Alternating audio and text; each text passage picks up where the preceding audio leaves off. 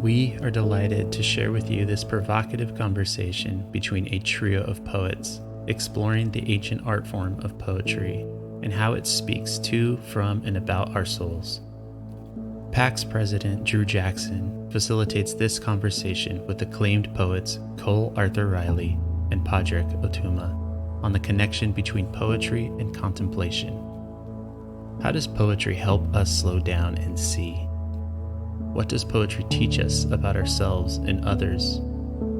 How does it reflect the tension and complexities of our human existence? Why is so much poetry found in Scripture?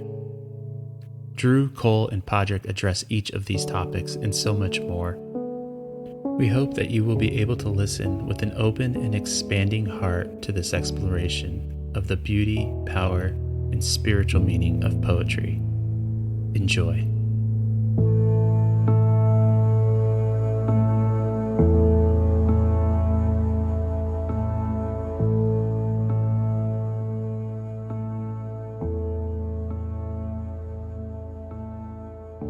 Hey everyone, this is Drew Jackson, president of PAX, and we're currently in a story arc on contemplative activism, where we've been exploring what it means to have our doing, our action in the world, rooted in our being.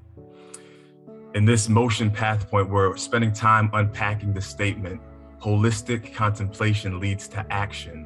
Holistic action is rooted in contemplation. It's my pleasure to introduce Cole Arthur Riley and Pádraig Tuama, who are going to be unpacking this statement with me, but through the lens of poetry. Cole Arthur Riley is a writer, poet, and liturgist. She's the creator of Black Liturgies and author of the book This Here Flesh, which came out earlier this year. She also serves as the content and spiritual formation manager for Chesterton House, a center for Christian studies at Cornell University. Pádraig Tuama is a poet and a theologian from Ireland. He presents Poetry Unbound from On Being Studios and is the author of several books, including In the Shelter and Sorry for Your Troubles. And he has a new book coming out in October called Poetry Unbound, 50 Poems to Open Your World. Cole, Pádraig, so glad you could join me for this conversation. So to get us started on this conversation about poetry and contemplation, I simply want to throw out the question, what do poetry and contemplation have to do with one another? I'll throw that to Cole first. Okay, it's a big question to start with. I think many people have an idea of what poetry is, but contemplation is such a kind of obscure word, obscure concept. But for me, I think of, a contemplative life. Contemplation is kind of this journey towards seeing. And I used to think of it as just this journey towards seeing my own kind of interior life. And as I've gotten older, I've started to think of it as also how I see and communicate and kind of behold the world around me. But it requires this kind of journey, this kind of seeing, or this attunement, even if you want to use that language. And so when I think of poetry, I think of the responsibility of a poet to kind of protect their imagination and their vision of the world and how they see themselves, their own inner voice, and how that comes across on page, but also of what they're trying to communicate.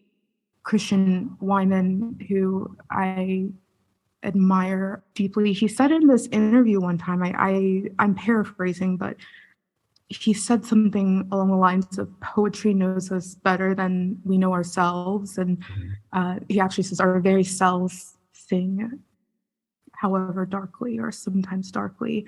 And I think there's something to that of like poetry guiding us into ourselves. Yeah, there's so much there. Pádraig? I really like the word you're using, Cole, about seeing, because the first word that came to my mind was noticing. And I suppose I think of contemplation as noticing something and knowing what it means to practice giving notice to something, paying attention in a particular way, and then paying attention to your attention also, yes. What it sparks in you, because everything is more than just one thing. A beautiful thing can be beautiful because you've come through some difficulty, or a difficult thing can have something interesting of resilience in it because of something else that's been associated with that. Not all the time, of course. Sometimes a thing is just terrible or just lovely, but there's a spectrum, of course, in the middle too. And I think that contemplation is learning how to notice and learning how to practice noticing and to ask yourself some questions. What am I seeing? What is my seeing? And what are the lenses that I'm using to look at what I'm seeing and then to interpret it? And I think poetry is the same thing, because ultimately poetry is trying to notice something, whether that's connections in a stream of consciousness, whether that is a narrative poem, whether that's the music of language that you're putting together. You're noticing something that is usually not kind of delivered on the nose. You're noticing something that's like an understream. And that too, I think, is a link with contemplation, which is to say, I've been thinking about what you said yesterday, and I have a question. Or I've been thinking about what this person in leadership decided, and I have a question. And those are demonstrations of the way within which I think in contemplation there is no split between public and private. Because what happens to us is in the person, and that's always a political experience. Yeah. And so therefore to contemplate is to pay attention to what it means to be alive in the here and now. And that is always of the matter of politics and power and personhood. And that can be hopefully some kind of symphony that can sound with a certain amount of integrity. But when it doesn't, the work of contemplation is called there also. I love how you're both pulling out this aspect of contemplation that is about seeing and noticing. I think often when we think about contemplation, we think about it as just kind of slowing down and being alone with myself, which is part of it, right? That's part of a contemplative practice. But this aspect of learning to see differently, having our eyes kind of trained to notice different things, is such a core part of having a contemplative stance in the world. And I think of how the work that Jesus was constantly doing with his disciples was about this work of seeing differently. And I'm always drawn back to that place of like, what is poetry inviting me to see differently, both in myself, in the world, in the space between myself and another person. And we often don't slow down enough to pay attention to those small noticings. And poetry, I know for me, has been such a important part of learning to both slow down and notice those small things that maybe, right, as I'm reading a poem in a particular word that's used or where a line is broken, what is a poet doing there and inviting me to see that I may not otherwise see? I see that link between poetry and contemplation in how we show up in the world. Pádraig, you said something, you talked about how everything is like, things are not just one thing.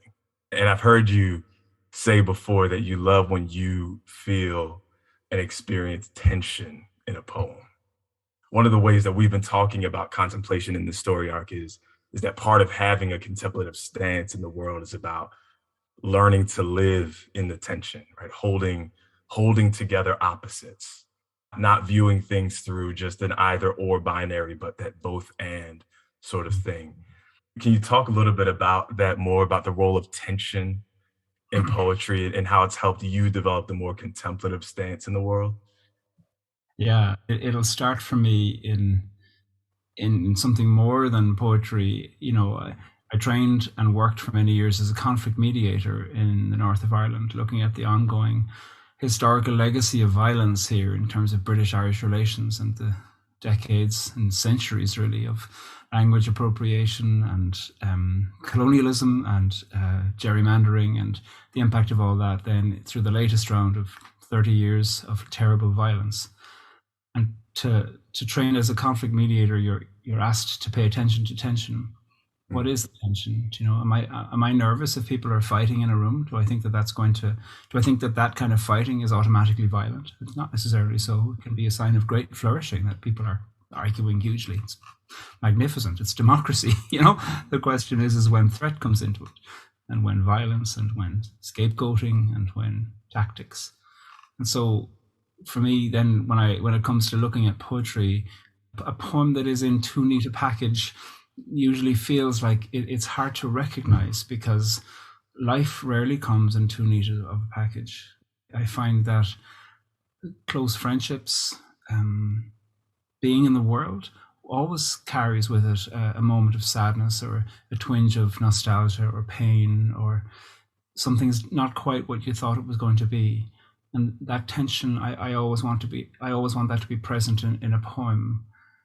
Similarly, when I hear prayers, I always want prayers to have the capacity to hold the tension of truth in them.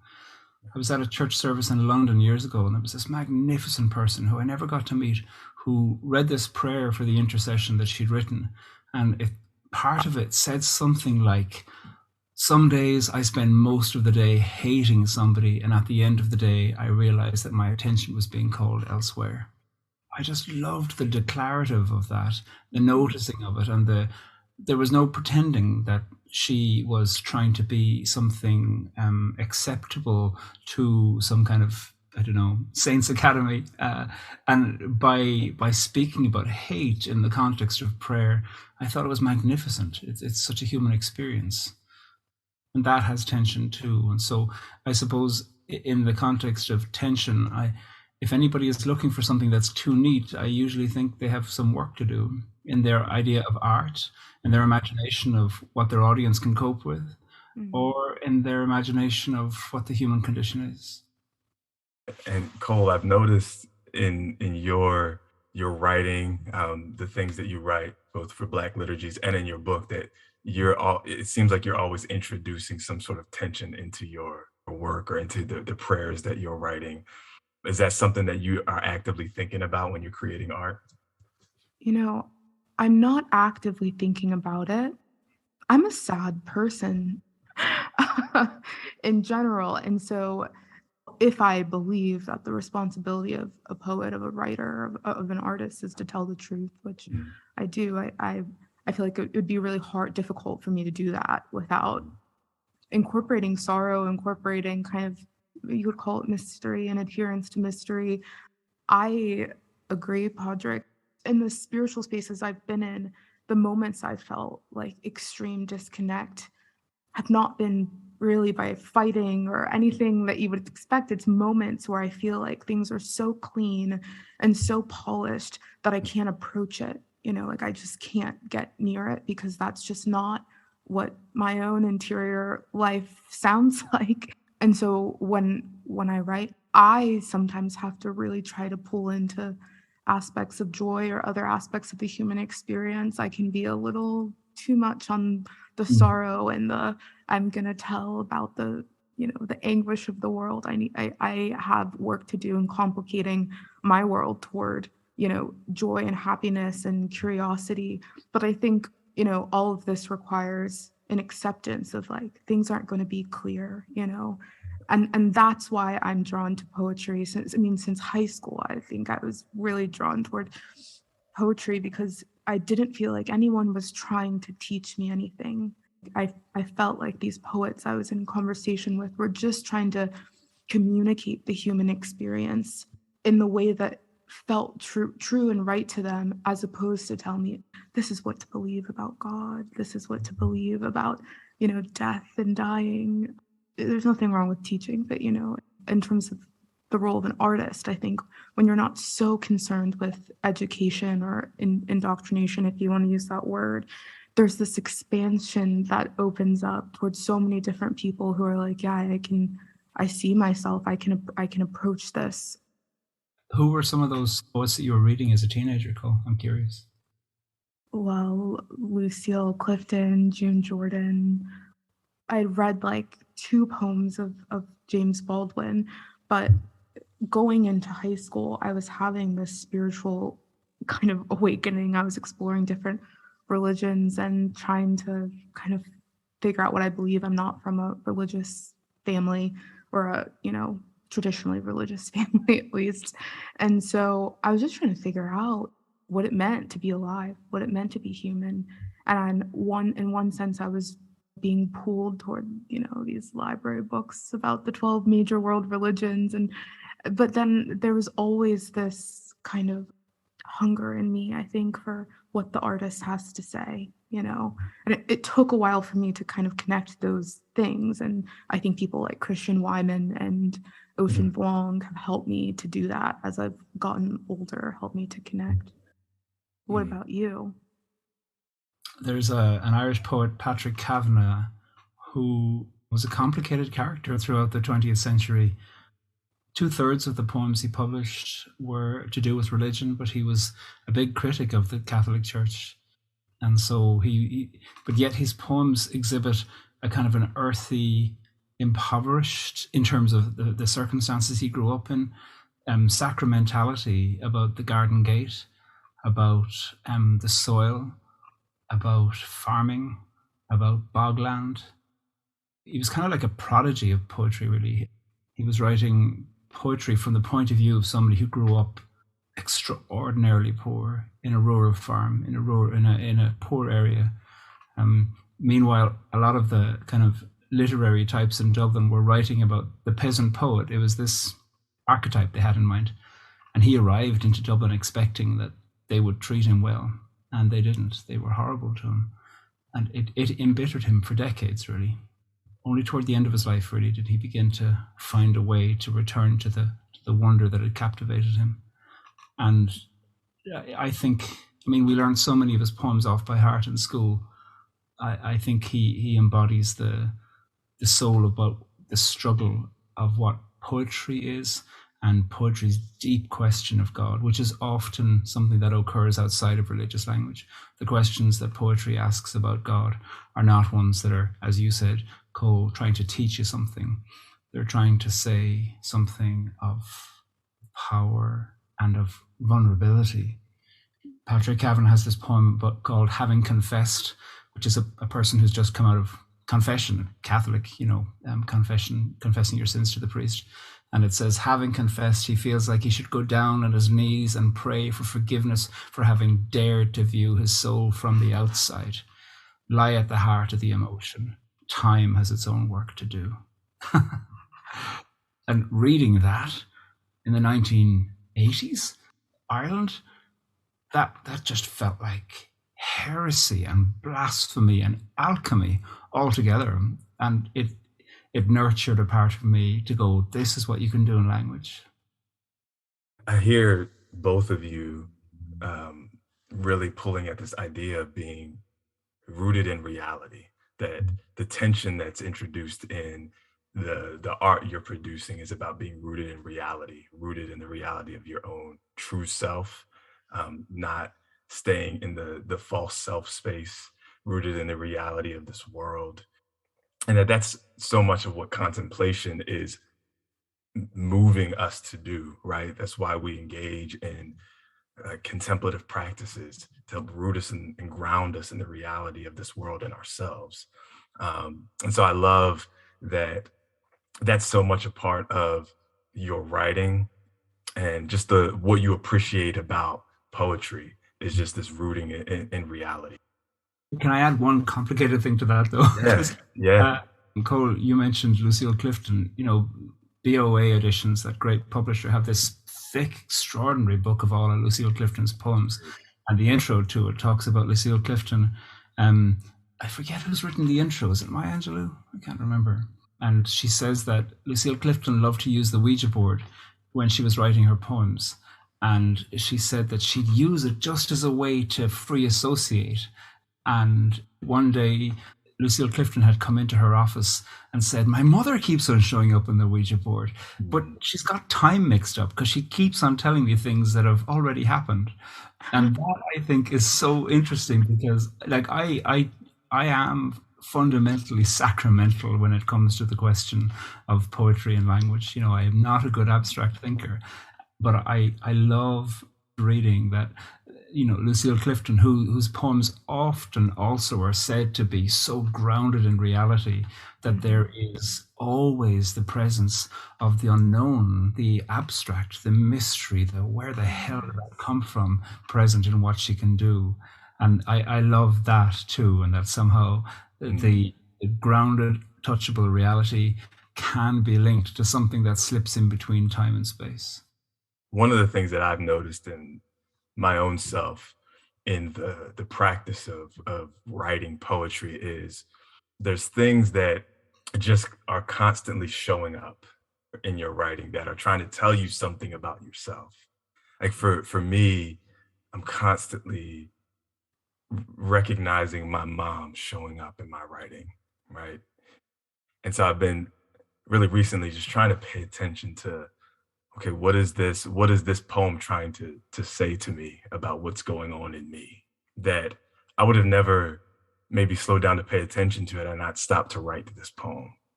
Maybe it's the grief that's there that I haven't processed of my mom's passing 10 years ago. I'm still processing this, and this poem is letting me know that there's a lot more that I haven't processed, right? I love that when I sit down to write something, I often have zero idea where it's going to go. I don't know. And I've talked to different poets about this. I know that some poets have an ending line that they're like, how am I going to get there? I usually have a place to start, and I'm just like, where is it? How is this going to unfold? It's part of the mystery. It's fun for me to see how it unfolds and to recognize what's going to unfold in myself as I'm writing this thing. I don't know if either of you have sort of similar ways of approaching writing poetry or anything like that, but I'd love to hear. I'm not someone who knows the final line before I write, although I have friends who are like that, and that's amazing that you can kind of just work backwards. Be lying if I said I had a real outline when I wrote my book. I mean, liturgy, I suppose, requires a little, when I write liturgy, I sometimes think of liturgists as like poets of the spiritual, and that has a clearer form. But when I do write poems, lately it's been very connected to the physical world around me. And so I was kind of smirking when you first said you noticed these things appearing, and I would say maybe 5-10 years ago, that's not the kind of origin of my writing. Wasn't like looking up often, and lately I've been finding it's really difficult to get started without tethering myself to something in the physical realm, which is just so unlike me. But I was speaking to a friend about this recently, and she said, well, like, what do you think your body has to do with that? I live with chronic illness. I have for about 6 years now, and my relationship to my physical selfhood has changed so much. And specifically my relationship to my eyes. I have a lot of neurological conditions related to my eyes, and it can be difficult to see sometimes, and to see for the amount of time I want to in a day, and to open my eyes for the amount of time I want to in a day. I'm noticing after the fact that I've had this major shift in how I go about writing that I didn't know was happening in me. And I'm okay with it. I'm just trying to, be at peace with that, need for the physical tethering. There's a very practical link for me between the contemplative life, however people go about that, and poetry or any form of art, is that you are making an object. You are making record of something. You are putting something down on paper that you can return to and read or look at, or maybe it's not on paper, it might be digital, or any form of something. And I think that there's something really important about that, which is that sometimes even when you're in the moment of contemplation, if there's a spiritual practice, it can be hard to notice even then. It might often only be a year later where you go back to say, my God, I was living there with such a sense of betrayal, and look at how it's coming out, even in how I was noticing what the beetles were doing on the ground as I was having my lunch. Somehow what you were seeing in the world was corresponding to what you were also experiencing. And sometimes you don't even know that that's happening, but your writing knows it. And by keeping a record, you can notice it yourself then too, often with the benefit of time. And therefore, like contemplation can, and also poetry can sometimes seem like esoteric, disembodied ideas, but both of them have to do with real practice. And I think both can benefit from some very simple way of keeping a record. You might just write it into your phone, it doesn't have, whatever works for you. This isn't for publishing, this isn't for anything. It is to bear witness to yourself.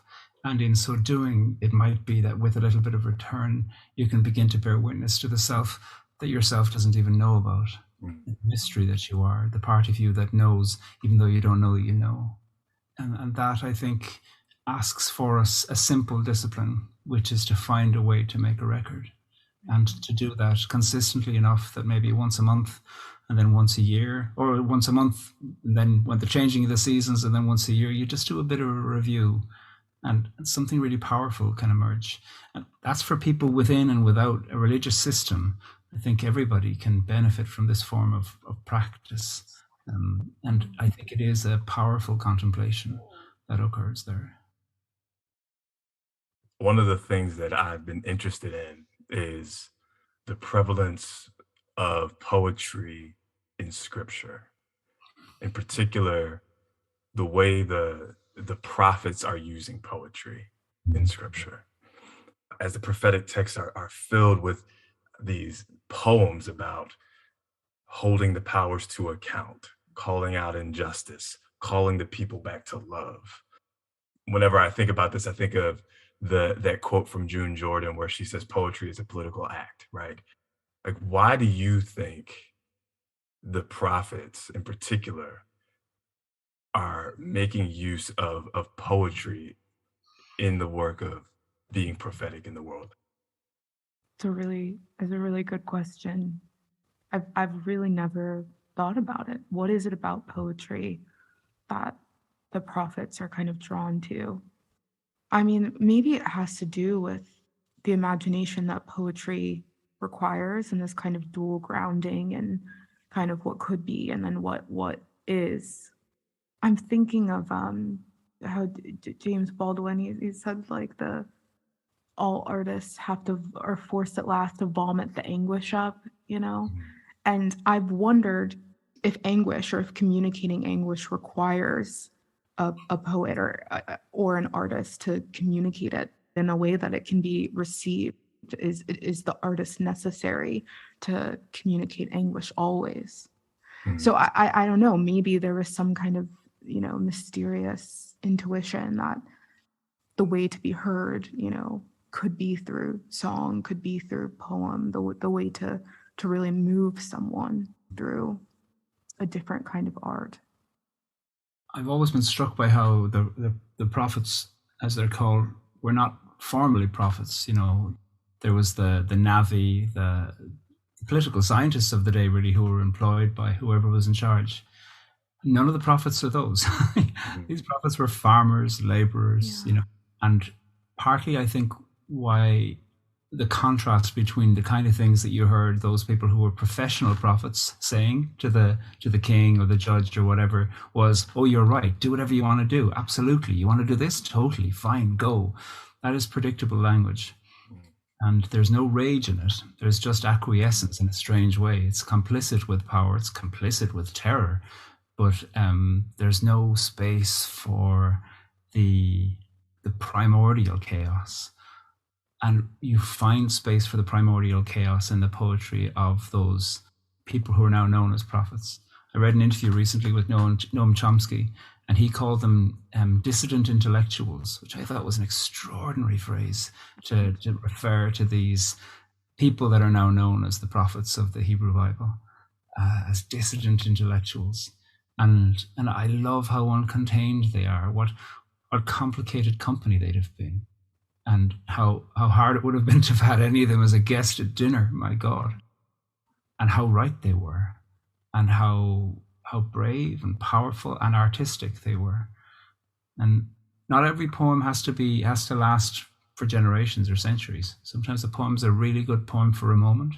A really good poem is a private gift, a really good poem for yourself. That isn't a question of its value, but poems that do last for a long time have enough space in them that they can be continually brought into new conversations. And I think that's one of the things that is occurring within those dissident intellectuals, that they wrote things about what happens in a society, usually to do with greed, to do with subjugation, to do with spin doctoring. They wrote things there that really did tap into some of the original sins that occur in society, in groups. As I thought about this, I don't know, my experience has been that there's something about poetry that has a way of disarming the reader in a way, because you approach a poem differently than you approach some text that is trying to make an argument about something or convince you about something. It made me think of something I heard Father Richard Rohr say one time. He said that he called poetry the undefended doorway into deeper consciousness. I wanted to ask the two of you, have you experienced poetry as something that is disarming, or something that has allowed you or encouraged you to lay down your defense mechanisms in a particular moment? Yeah. Yeah, I have.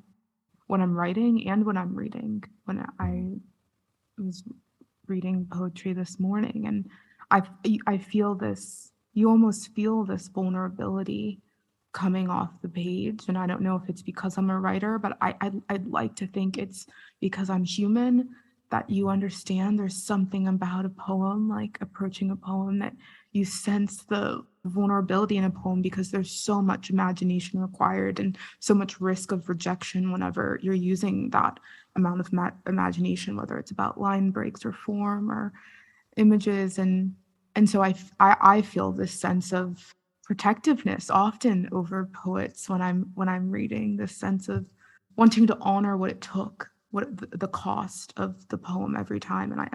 And I'm starting to feel that for myself as well, wanting to honor what the cost was. And just going back to that quote that you said from Rohr about it being an undefended. I mean, I just love that was added, that it could have been left out.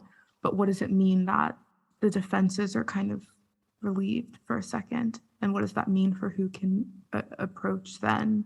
Yeah, I'll be thinking about that. What about you, Pádraig? A month or so ago, I read a book by Sadiq Zukogi called Your Crib, My Qibla. It's a book of poems written to his daughter, who, God help her, died when she was just 21 days after her first birthday. And reading that book, you ache for him, and you're also brought into the question about what's it like to make art about this. I mean, he didn't write them all in a week and publish it the next week. There was the benefit of time and skill and all of the brilliance that he brings to that, and editing and, but he did write most of the poems in the book, I think, at least in the first year, if not in the first 6 months. And they are acts of the imagination that make you look at where the imagination is capable of going in this unbearable. And I find myself thinking about, that's one of the things that art can do, which is to say that even in your own imagination, you're capable of creation in a moment when you feel like meaning has been grasped from you and you've been undone. And I think, therefore, it shows the power of the imagination, and that the imagination is not something to be dismissed lightly. As a warning to that, I think I'm always reminded that, one of the people known as the great classics of the European canon of poets, Edmund Spenser, he wrote The Faerie Queene, extraordinary, really is a classic. A number of years before he wrote The Faerie Queene, he wrote this dissertation called A Treatise on the Status of the Irish. And it's despicable. It's utterly hateful. And I am always cautious to think that no practice and no identity is enough to save you from the possibility of saying or doing terrible things. Mm-hmm. It would be nice if that were not the case, but it isn't. And I think that's always important for me when it comes to speaking about poetry, to recognize that you can use poetry for terrible things, and it has for terrible things, of course.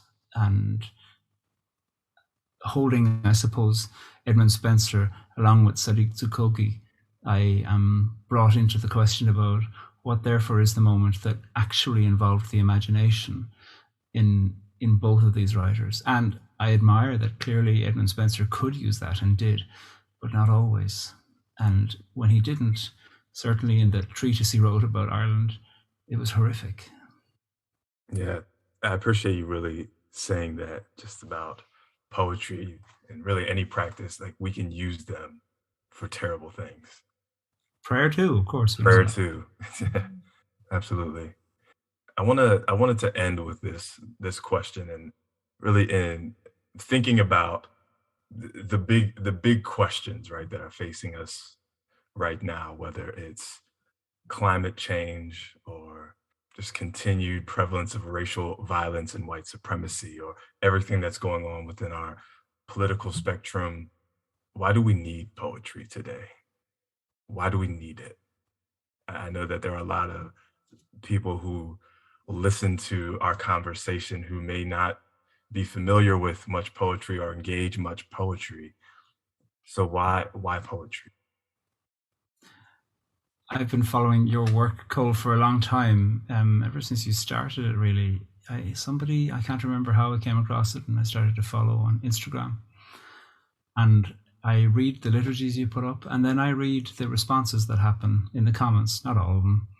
But it's so interesting to see how public language, which is one of the things that poetry can be, and one of the things that liturgy can be, how public language evokes people to talk about what's meaningful. And sometimes that's chaotic, and sometimes that's confessional, and sometimes that's contrite, and all kinds of things that can occur in those spaces. Groups happen in those unfolding threads and comments. I'm sure that's exhausting and a burden to moderate that. But it shows me how desperate we have always been for language in public. None of us knows really what a group is. A group is a complicated thing. Who's in it? Who's out of it? How does that happen? How is it formed? How is it unformed? We know some of how that happens, but we can't kind of say, here's exactly the mechanics of a group.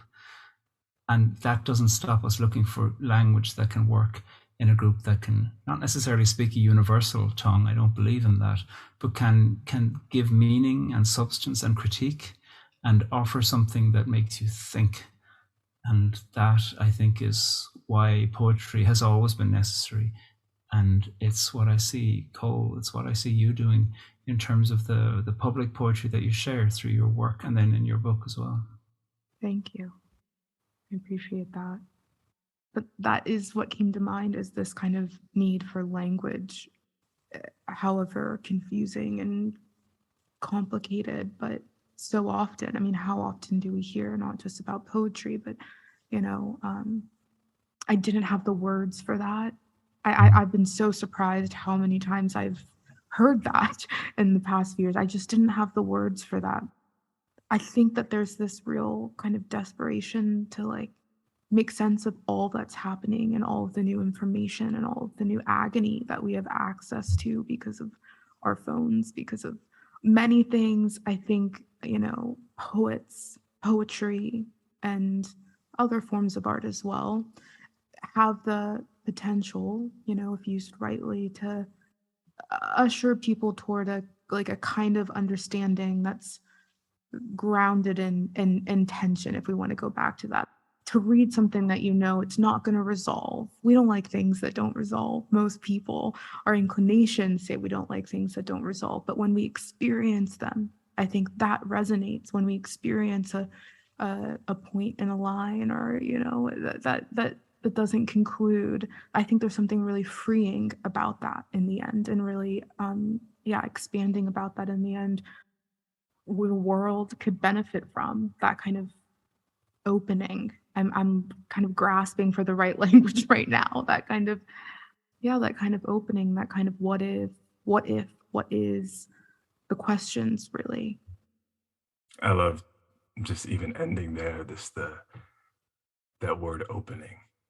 When I think of what poetry is inviting us into in this time, is it's an opening when the impulse right now is to close down, to close in, to be closed into my own group or whatever that may be. How are we continuing to open during this time when everything is telling us to close? And I think poetry is such an invitation into that. I wish we could keep talking. I'm so grateful to the both of you for this conversation, for joining me in this. And so, thank you so much for your time, for your words, for bringing your full selves to this. It was a gift. Thank you. Thank you both. Thanks, Drew. Thanks, Cole.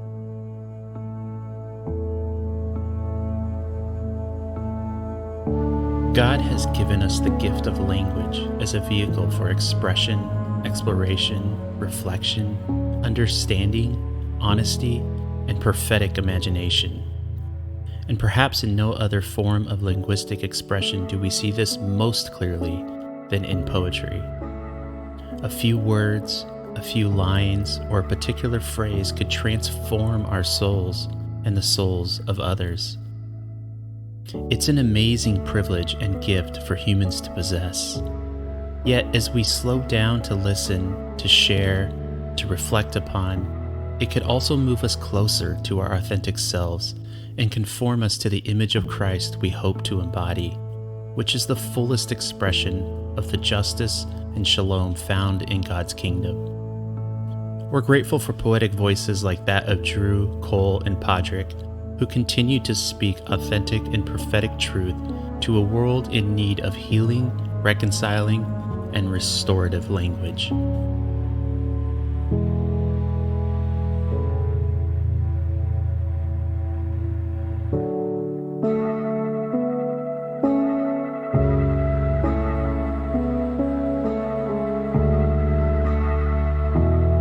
Music for this production was in collaboration with artist V&E.